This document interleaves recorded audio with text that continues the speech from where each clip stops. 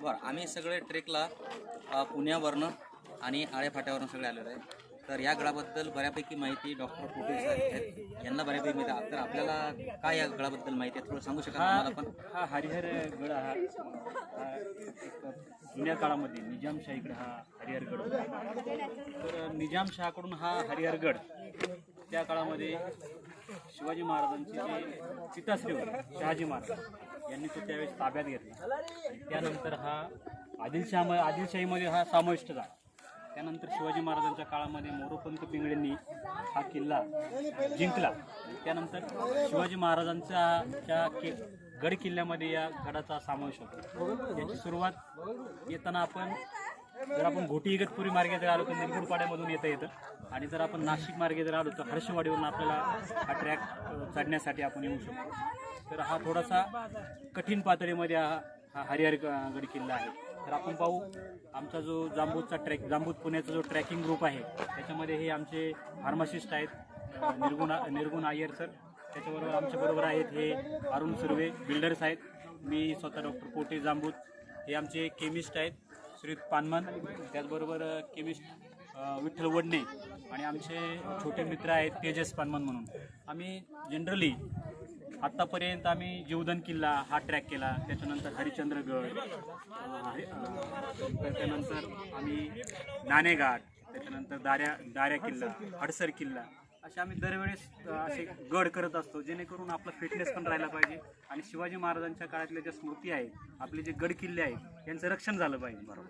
तर यानंतर आमचा असा प्लॅन आहे आमच्या ग्रुपचा की आम्ही यानंतर राजगड, तिकोना, त्याच्यानंतर प्रतापगड, रायगड, वासोटा, लोहगाव, जे किल्ले आम्हाला शक्य आहे ते आम्ही करण्याचा प्रयत्न करणार आहोत. तर अजून काही आम्हाला माहिती देत आहेत आपले बिल्डर सुर्वे सर. तर काय आपल्याला काय वाटतं बा, फिटनेस कसा राहतो या वयामध्ये?